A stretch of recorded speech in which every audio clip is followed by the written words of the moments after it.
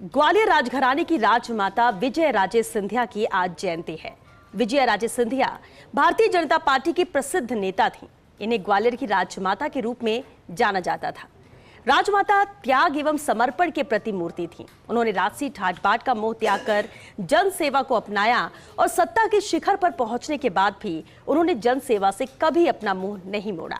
राजमाता विजय राजे सिंधिया की जयंती पर पेश है ये खास रिपोर्ट।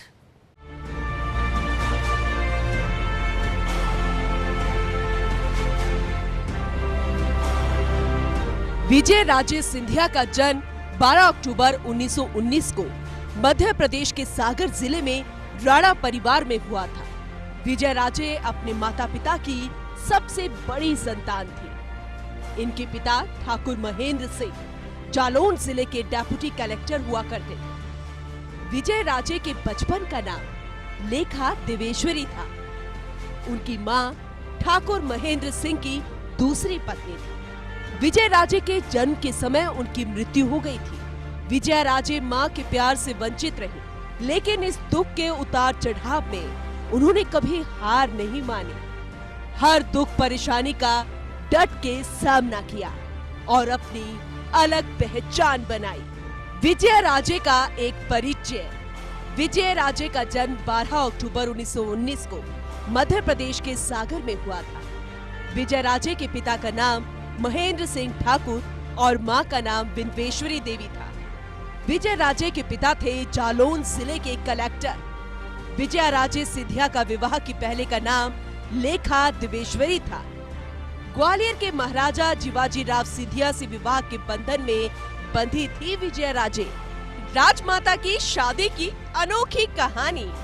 महाराजा को पहली ही नजर में पसंद आ गई थी लेखा। महाराजा से मुंबई के ताज होटल में हुई थी विजया राजे की मुलाकात।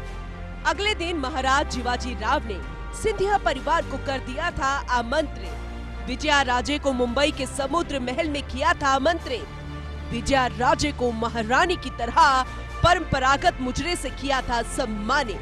इस विवाह का सिंधिया परिवार और मराठा सरदारों ने किया था विरोध। शादी के बाद महाराजा और राजमाता को झेलना पड़ा था विरोध, लेकिन विजय राजे ने प्यार और समर्पण से जीता सबका विश्वास और सम्मान। विजय राजे सिंधिया, जो कि ग्वालियर की राजमाता के रूप में लोकप्रिय थी, एक प्रमुख भारतीय राजशाही व्यक्तित्व के साथ साथ एक राजनीतिक व्यक्तित्व भी थी। ब्रिटिश राज के दिनों में 21 फरवरी 1941 को ग्वालियर के आखिरी सत्ताधारी महाराजा जीवाजी राव सिंधिया की पत्नी के रूप में वह राज्य के सर्वोच्च शाही हस्तियों में शामिल हो गई। बाद में भारत से राजशाही समाप्त होने पर वे राजनीति में उतर गई और कई बार भारतीय संसद के दोनों सदनों में चुनी गई। वह कई दशकों तक जनसंघ और भारतीय जनता पार्टी की सक्रिय सदस्य भी रहीं। विजय राजे सिंधिया अपने पति जीवाजी राव सिंधिया की मृत्यु के बाद कांग्रेस के टिकट पर संसद सदस्य बनी थी। अपने सैद्धांतिक मूल्यों के दिशा निर्देश के कारण विजय राजे सिंधिया कांग्रेस छोड़कर बीजेपी में शामिल हो गई। विजय राजे सिंधिया का रिश्ता एक राज परिवार से होते हुए भी वे अपनी ईमानदारी, सादगी और प्रतिबद्धता के कारण पार्टी में सबसे प्रिय बन गई और जल्द ही वे पार्टी में शक्ति स्तंभ के रूप में सामने आए। विजया राजे का राजनीतिक सफर। 1957 में विजया राजे सिंधिया ने कांग्रेस से चुनाव लड़ा। उन्होंने हिंदू महासभा के देश पांडे को 60,057 मतों से पराजित किया था। 1967 में विजया राजे सिंधिया ने स्वतंत्र प्रत्याशी के तौर पर लड़ा चुनाव। विजया राजे ने कांग्रेस के डी के जाधव को 1,86,179 मतों से हराया। 1989 आम चुनाव में विजय राजे गुना से बीजेपी प्रत्याशी थी।